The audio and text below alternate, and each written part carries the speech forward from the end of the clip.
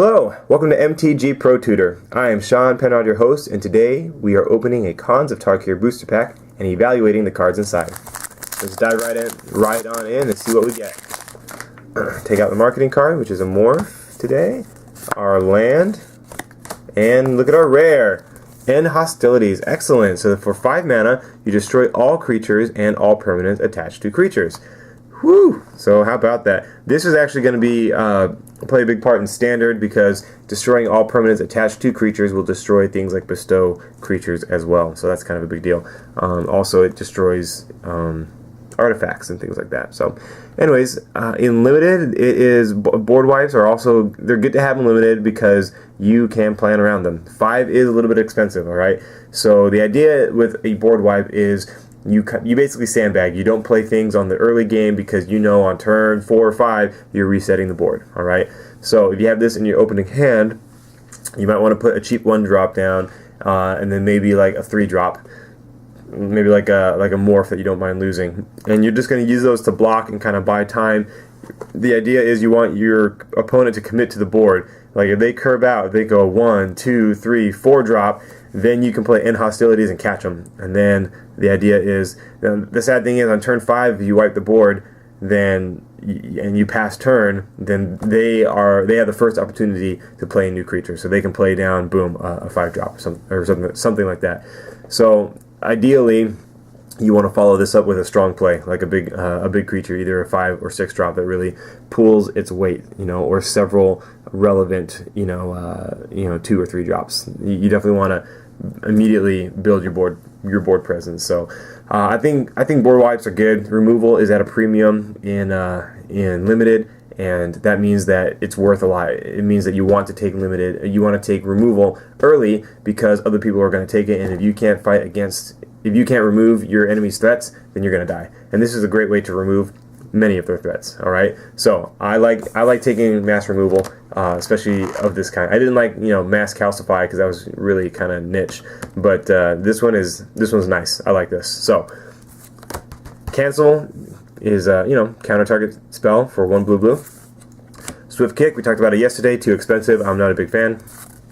Wow, Rush of Battle, same order as yesterday's if you remember. We have for the same price as Swift Kick, all your creatures get +2/+1, and if they're warriors, they get lifelink. So if you are already going down the black-white warrior way, then pick up a Rush of Battle. Sagu Archer, I like. It is a 2/5 with reach for 5 mana, and it does have morph, so you can play it for 3 and flip it for 5. Mardu Skull Hunter is all right. I've played with it. I played with it not in like a Mardu deck. I had him in one of my Abzan decks, and he was kind of marginal. So perhaps in a deck that kind of is more focused on his synergies, he will be better. But he is a 2/1 for 2 mana, so that's all right, not great. And if you attack this turn, your opponent discards a card. War Behemoth, also we had in yesterday's pack, a 3/6 for 6 mana. He does have morph for 5, just a big hulking blocker, pretty much. Bloodfell Caves, the black-red refuge, gives you a life, comes into play tapped. Mystic of the Hidden Way, a lot of people are a big fan of him. I think he's expensive, but then again, he does have morph, so you could theoretically get him out on turn 4. Face down turn 3, flip up on turn 4, and you still have the mana left over to do something with, so that's kind of nice.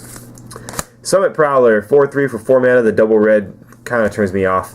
I am all about 3-color decks, and I've heard that 5-color decks are amazing. But even in 3 or 5-color decks, or rather, especially in 3 or 5-color decks, double mana symbols are a bit of a turnoff. Alabaster Corinne is excellent, one of the best commons, I believe, because it is a 2/3 flying vigilance for 4 mana. He just does work. He blocks morphs, and he attacks over your opponent, and just really, really solid card. Alright, River Wheel Aerialists, a 4/5 flying with prowess for 6 mana. So 4/5 flying with prowess. So this is a good game finisher for Jeskai. It blocks and attacks very nicely with evasion, and then as you play cheap spells, he just gets bigger and bigger, so that's really cool. Alright, Ruthless Ripper, a 1/1 Death Touch. So that's awesome. That's really good. That's as good as a Typhoid Rats, I think. He also has black. Or she, I guess, has black to where... sorry, she has Morph. So you can play her face down for 3 and you reveal a black card to turn her face up. And when she's turned face up, target player loses 2 life. So not only does your opponent lose 2 life, they also lose their biggest, baddest attacker. So she's great. She's absolutely great. Definitely my second pick. If End Hostilities was not in the pack, I would definitely take her first. And finally, we have Despise. Target opponent reveals his or her hand. You choose a creature or planeswalker card from it. That player discards that card. So not that relevant in Limited. You're hardly ever going to hit a planeswalker. I would not take this card highly. If you somehow had one in your sideboard and your opponent played, planeswalker against you, maybe you can side it in. But even then, you don't know that you're going to hit the planeswalker. So yeah, not a high pick. Alright, so that was, again, kind of like yesterday, kind of an easy pick for me. I would definitely go with End Hostilities first, Ruthless Ripper second, and then, I don't know, Sadgu Archer, Alabaster Corinne, Riverwheel Aerialists, all good cards. So, but End Hostilities is my first pick. Thanks so much for watching this video. You're awesome for doing so. I'm Sean Penrod, and we'll see you in the next pack.